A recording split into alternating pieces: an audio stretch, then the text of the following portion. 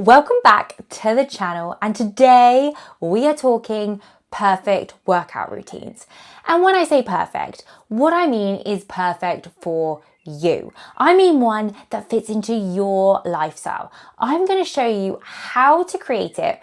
I'm going to show you why it works with science so that you feel like this is something that's manageable, something that you can be consistent with, and something that is actually going to drive you forward rather than holding you back. Because so many mums say that time is their limiting factor. It seems to be the biggest barrier to so many of you. And I think a lot of it comes down to thinking that you need a 60-minute workout in a gym.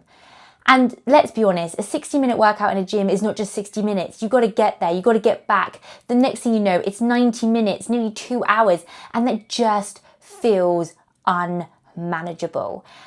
And when it's unmanageable, you don't start. Or even if you do it once and you do it inconsistently. You'll do one week and then you won't go for another 3. Then you might do another one and you just seem to be spinning the wheel and not really getting any returns. So today we're going to look at the science, what creates a good workout and what you need to do in order to get results, and how you can then use that to build a workout that fits into your life, how that might look in a time-saving fashion, and what else you need to do in order to make sure that you're getting as much bang for your buck and the best that you can, and how to optimize everything so that you are getting results with the minimal amount of time.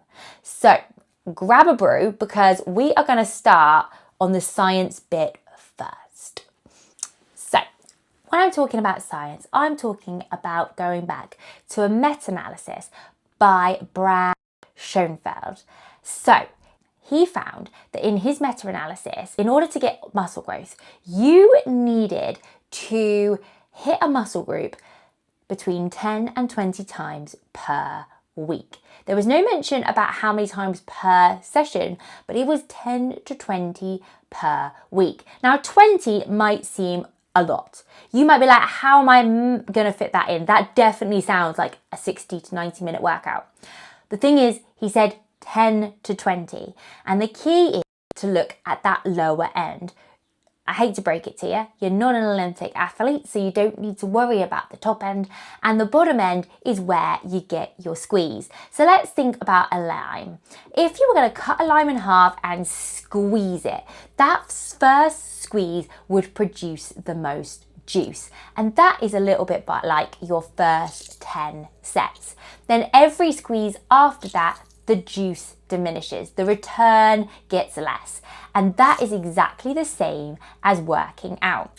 Therefore, we don't need to necessarily prioritize those higher ends. We're going to get the juice that we need from those lower sets. So 10 to 12 will work just great for you.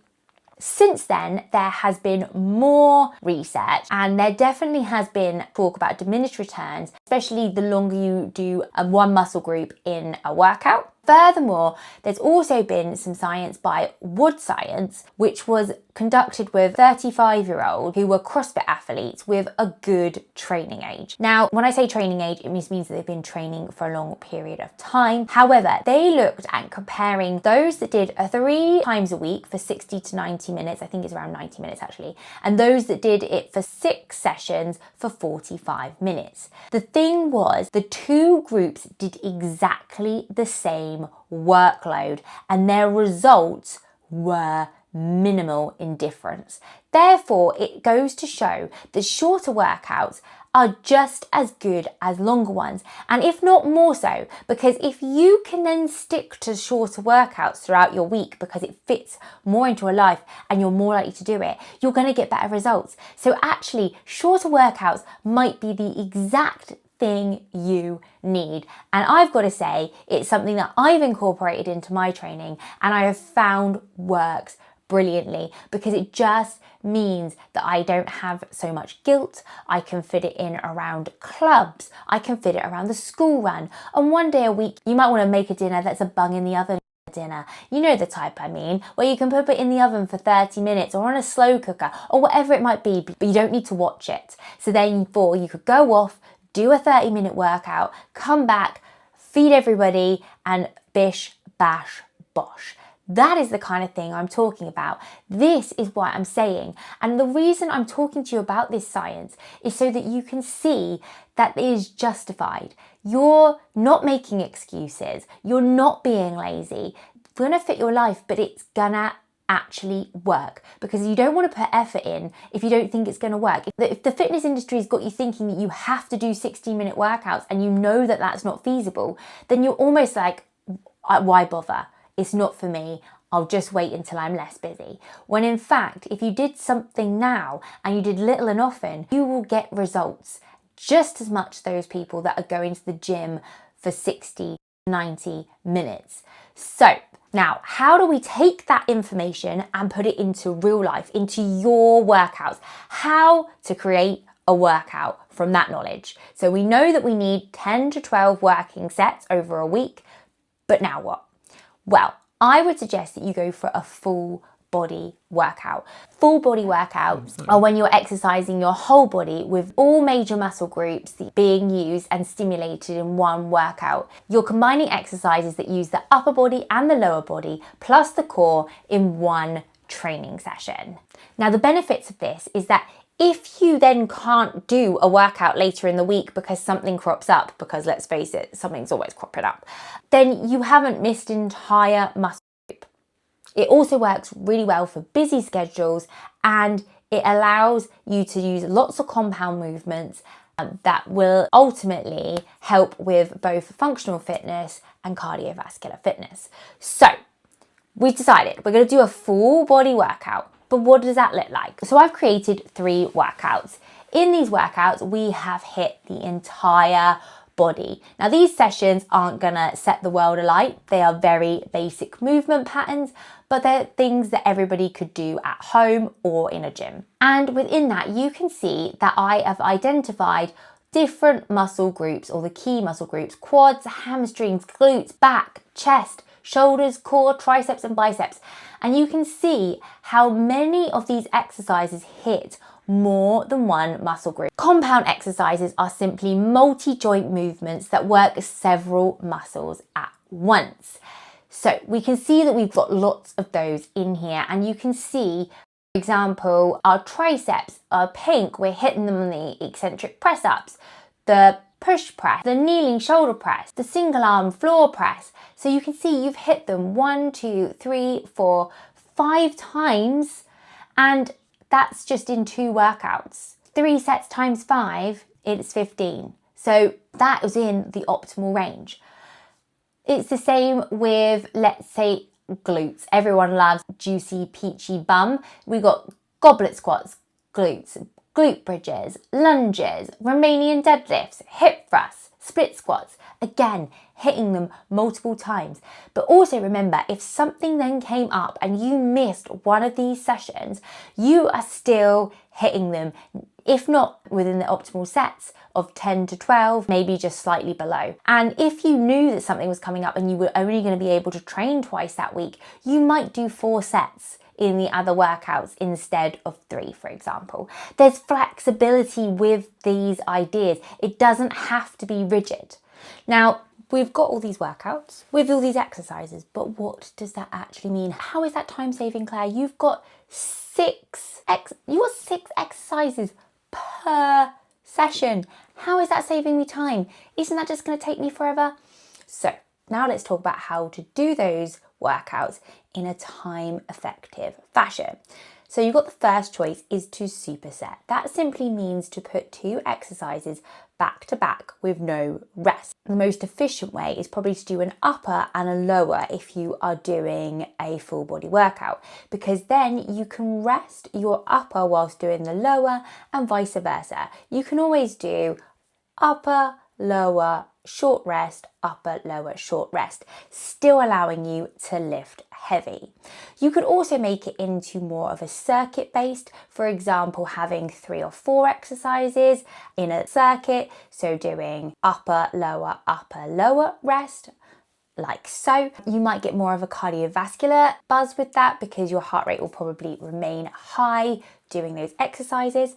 And some people like to do things where it's time sensitive. It means they know that they've got a strict amount of time, something like an EMOM, which means every minute on the minute, and you would do this set amount of reps and then rest the remainder of the minute before moving on to the next exercise. You might do anything from 4 to 6 exercises, and then you'd go back to the beginning doing the 3 to 4 sets. So that's a way that you can make those exercises more time efficient within a time frame, and you can do it so that you know how much time you've got as well. However, there's no reps. Now, as you can see, I've not told you how many reps to do, and that is because the science actually says that there is no set rep range for muscle growth. It used to be highly said that it was 8 to 12, but science has gone on since there, and it can be anything from like up to 30. But again, if we're trying to save time, do we want to be repping out 30 times? Probably not, because it's gonna take a lot of time. And the key to this is that it needs to be hard. In reality, most people find hard difficult to know. What is hard? What is intensity? How do I know what I should be doing? There are 2 ways you can identify whether something is hard. You can look at reps in reserve, so how many reps is it until I get to failure? Or you can look at RPE, which is rate of perceived exertion. So we talk about something called reps in reserve. That's how many reps we are until we cannot lift anymore. And if you struggle and can't lift anymore, then you've gone to failure. And then you might think, actually, I probably could do 2 more reps until I've gone to failure. But at the very beginning, as a newbie, that can be quite hard to judge and be quite difficult to know, and a little bit scary at times. You're like, do I really want to push that? I don't want to hurt myself. And it can be a challenge to know what that feels like. So another way to do it is something called RPE, which is rate of perceived exertion. That means is how hard it feels at that time. And for us ladies, sometimes our rate of perceived exertion will change varying on the month, how tired we are, all those things. So it might change from session to session, but it gives you an idea of how difficult it is. And the scale usually runs from 0 to 10, or 1 being, I'm lead on the lounger. Oh, I might need to do a little crunch to sit up. I might twist, extend my arm, a little bicep curl as I bring my margarita to my mouth. As you can see, not much exertion at all. Or it could be 10. It might be like you've done several rounds in a boxing ring and are flat on your back, wondering and questioning your life choices. So what we would want is around a 7 to 8. That kind of feeling like I've worked really hard, and if I work much harder, I may not be able to actually leave the gym. So you've got enough in the tank to still be mum, human, and do things, but equally you feel like you might need 5 minutes just to bring yourself together, kind of rest kind of thing. So if you want to go above a rate of 7 to 8 and you go for an 8 to 9, is that you have got good quality rest and recovery. You're recovering from your sessions, you're ticking the boxes from your nutrition, and you're feeling good, okay? And that will kind of dictate your weight and the rep range that you are using. Obviously, if you are trying to lift heavier, you might need less reps. And then sometimes what you might need to do is try to lift, let's use 8 kilo weight, and you're doing it and it's now got easy. But when you pick up the 10 feels so hard, but you could only do 6 reps. That is fine. Even if you could only do it for 2 sets and then you have to go back down to the 8, that is progress. So that's kind of trying to understand that progress will happen over time as long as you're slowly making those little incremental changes. And progress might look different week to week. It might be better quality movement. It might be more reps or more weight. So it all plays a part in creating this program. And it might seem like, Claire, I don't really understand how you've helped me here.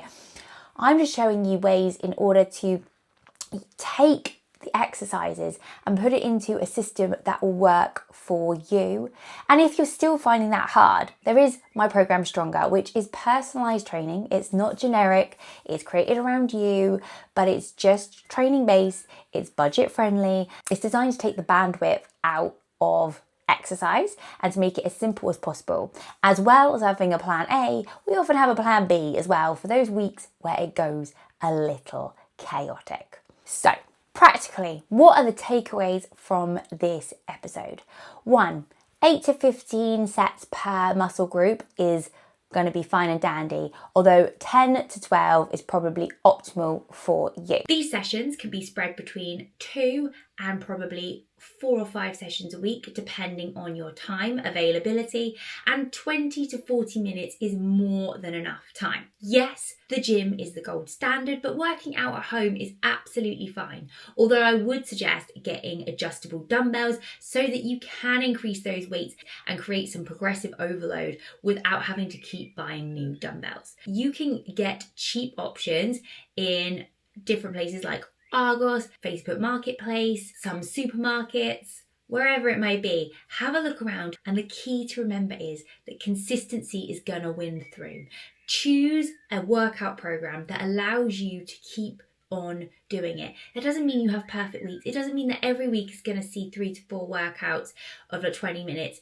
But as long as you do it enough and consistently enough, you will see results. Even if one week is 2 workouts and the next week is 3 and then the next week's 2 again and then the next week's 4, that is better than just doing 1 and then none. Or not even getting started, because the idea is too overwhelming. I hope you found this useful. If you have any questions, pop them in the comments below. I will happily answer those. And if you haven't already, do this girl a favour and subscribe.